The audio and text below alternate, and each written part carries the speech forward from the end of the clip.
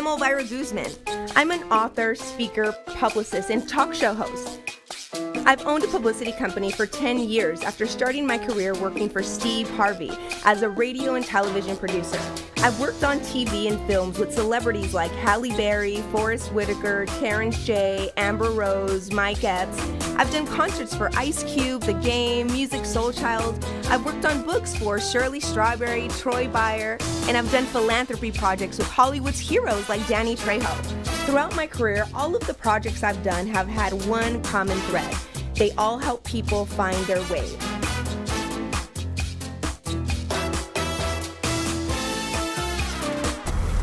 Welcome back to the show. I'm very excited about my first guest. She's a very successful doctor and entrepreneur. She helps people all over the world, and she's the owner of Wellness Suites, a holistic spa here in Hollywood, California. I'm very excited to welcome my good friend, Dr. Ray. Dr. Ray, welcome to the show. Oh, good afternoon, and thank you so very much for having me. Welcome to everyone that's out there listening to you today. Fantastic. Well, congratulations on all of your success. I know that you personally inspire me, and I know that you inspire many women out there. Today, we're talking about forgiveness, about forgiving ourselves and forgiving others. Has there ever been a time in your journey where you've made a mistake that was hard for you to forgive yourself for? Sure. There were quite a few of those times early on in my career. Because you don't know a lot of things when you first start out, and you want to be what you talked about earlier in your intro, perfect. There is no such thing as perfect. We have all been created to be fallible, and so with God's grace, we truly begin to understand how we recover, I should say, from making those mistakes that we made early on in our lives. Yeah, so when you forgave yourself, what steps did you take in order to finally get to a place of peace? First of all, I had to acknowledge the fact that I had made a mistake. So denial is one of the areas that keeps you from accepting yourself as fallible, I should just say. So once I did that, once I established the fact that I had actually made a mistake, whether it was purposefully or not, the mistake was made, and somebody could actually have been hurt as a result of the error that I made. So I had to, again, come out of denial and thinking that I was not responsible for the errors that I had made. And once you do that, you're already halfway through the process of getting yourself better and being able to acknowledge the fact that you made the error. However, it does not define you for the rest of your life. Well, that's excellent advice, and you're right. Many times when we make mistakes, we don't take responsibility, and it's hard to get over and past it because we're not taking the correct steps. So that's so true. I know that a lot of our viewers are dealing with this currently. Like I mentioned in my intro, 100% of us make mistakes, and not just one, but many mistakes in our lives. But I know some of our viewers are dealing with a lot of hardships because maybe their mistakes have actually caused them to be incarcerated or to lose a family member or to lose friends. What advice can you give them in order to move on? One of the primary areas that I would suggest that they do is to, again, acknowledge the fact that you've made the error, acknowledge the fact that God did not create you to just be a mistake, and when you do that, you already begin to liberate yourself from the error. The liberation comes through stop denying it, stop lying, is what I said. And so you get to a point in your life where you say, I should just stop lying to myself first and then subsequently to other people. So those errors are a part of your journey. Own it, move forward from it. Yeah, I know that, I know personally with me and with a lot of my friends that I know, we've had people betray us, hurt us, especially in our family. And it's hard to really get over that. We could forgive, but to get over that is difficult because we still have to see them at family functions. We have to see them at different events. How would you say we forgive and accept family members that have hurt us in the past? Judging is a sin. So judge not, lest ye be judged. And when we stop judging, we can acknowledge the fact that they are as human as we are, and they have not necessarily done whatever that pain was on purpose, no different than when you made your particular error. You have to think about it. Did you do it on purpose? Were you completely focusing to hurt someone intentionally? And then we look at that family member, whether it be our parents, our sibling, first cousin, second cousin, whomever that person is, we must acknowledge the fact that they were actually not purposely set out to make our lives painful. And so that is the first area that I would look at. Don't judge the person because you don't want to be judged for the errors that you've made in your life as well. Yeah, you're so right. I know that a lot of our viewers work in corporate America, and you know what it's like to climb the corporate ladder, and sometimes people are throwing jabs at you, taking full credit for reports or projects that you've done. What would you say about forgiving someone in the workplace that you have to see every single day? One of the things that would be helpful is to strengthen yourself, first of all, and certainly stop allowing people to trample over you. Stop allowing people to manipulate you in your assignment, because the job is your assignment. So stop allowing that, and when you strengthen yourself and stop allowing that to occur, you clearly have the capacity now to confront the person who is manipulating you from behind the scenes, and taking credit for your accomplishments and the work that you're doing. So the forgiveness will only come when you become stronger. You have to strengthen yourself and strengthen your resolve. Otherwise, you will remain a victim in their plan. You're right, and we do not have time to be victims in this life, people. Exactly, right? So my final question for you is, how important do you feel forgiveness is in one's life in order to be successful? There is no success when you are riddled with guilt. And so should you choose not to forgive yourself first, and subsequently people around you who have been who have caused pain for you, I should say, nothing changes in your life until you do that. Nothing happens. You don't meet those goals that you set for yourself. You don't reach the pinnacle of your possibility until you actually forgive yourself first for all of the missteps that you've made, and then subsequently forgive yourself for the ones that you haven't even acknowledged yet. There's some more that come down the pike, I should say. And so certainly forgiving oneself first is the first step to freedom. The liberation doesn't start until you start with yourself. Wow, that's a fantastic advice. Now, we've received tons of messages on social media. Can I read you a few and you answer our audience? Certainly. Wonderful. Okay, let's see. Michael from Texas says, when my parents got divorced, I didn't see my father for years. Birthdays and holidays were especially hard. Now that I'm a successful engineer, now he's calling me and wants to rekindle our relationship, but I have so much hurt, I don't know if I could forgive him. What advice can you give me to find a resolution and to feel peace about this?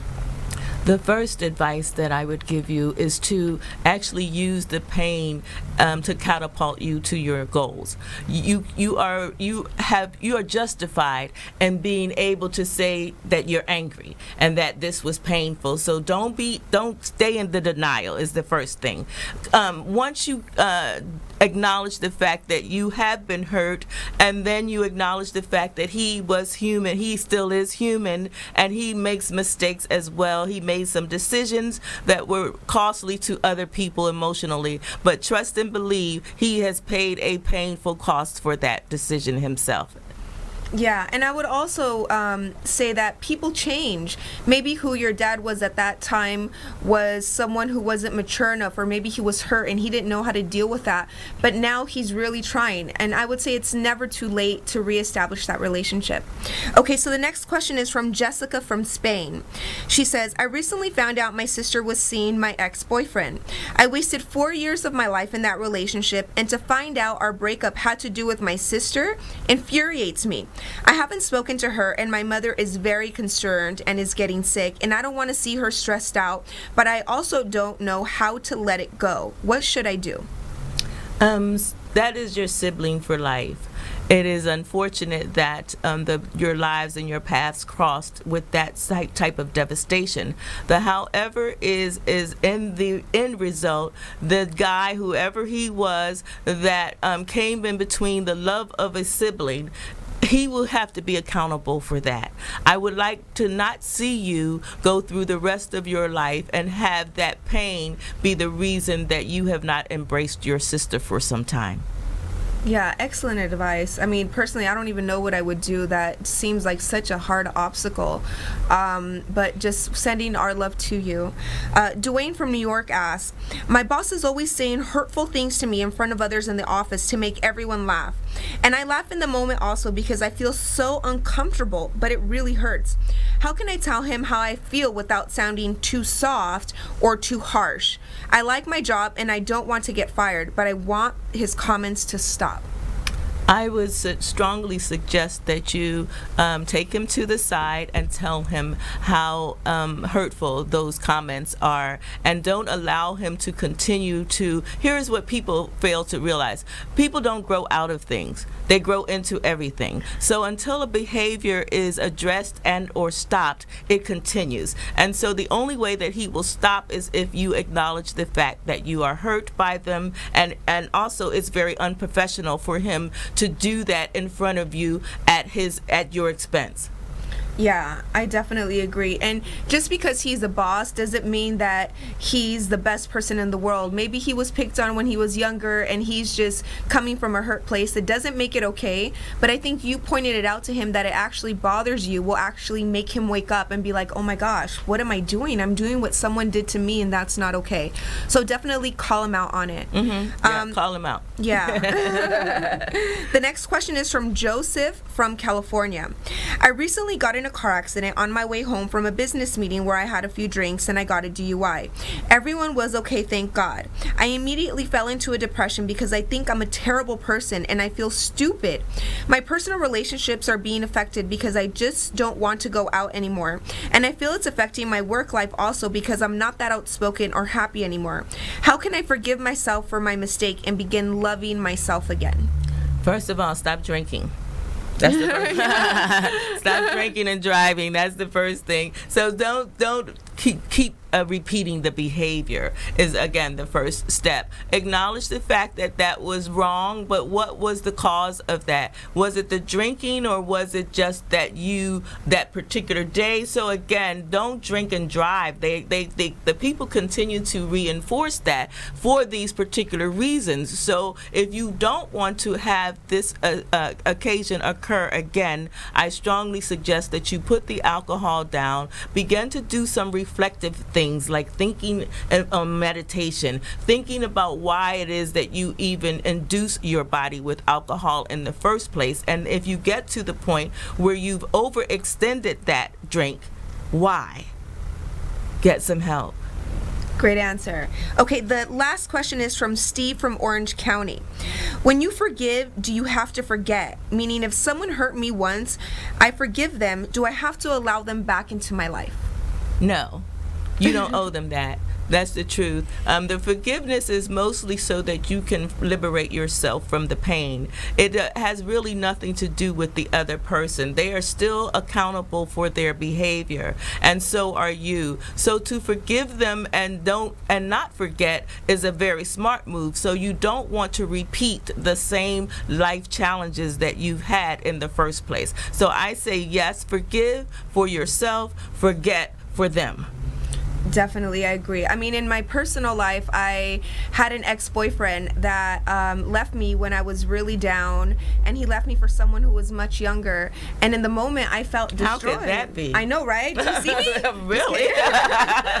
But in the moment, I felt terrible, and I couldn't even think about forgiving him because I was so filled with hurt, and then hurt turned to anger, and then anger turned to silence because I didn't want to speak to him ever. Mm-hmm. But what I had to learn is that if I didn't forgive him, I was going to continue to put all of the next people that I dated through what I felt I should have put him through. So then I was being short with other guys. I was negative. So it was really until I forgave him completely where I could say, okay, I'm thinking about him, but God bless you. I hope you're doing fine, and I hope that you moved on and that person is good for you. And ultimately, I'm really, really happy now that happened, because hindsight is always 20/20, and I was always too good for him for sure. Oh, you definitely were too good for him for certain. But here is what the person does not realize: the person that you are angry with or that has hurt you is not actually suffering. You're the only person that's suffering, and the more you swallow that that stress, the more your body is being affected by it. You're going to get headaches. You're going to land that stress in areas that you have no idea, in your pancreas, in your behind sometimes. So it lands a lot of different places in the body, but it is always, I repeat, it is always detrimental to your health, both emotionally and physically. So you want to relieve that, your body and yourself, of that pain and that trauma that you continue to swallow and you continue to give yourself. Wow, fantastic advice, and I can't believe our time is up. Yes, listen, we'll come back. Yes, for sure. Thank you so much for being here today. Thank you for having me. Thank you. I always enjoy being with you. Oh, you're so sweet. Well, don't go anywhere. We'll be right back after these messages.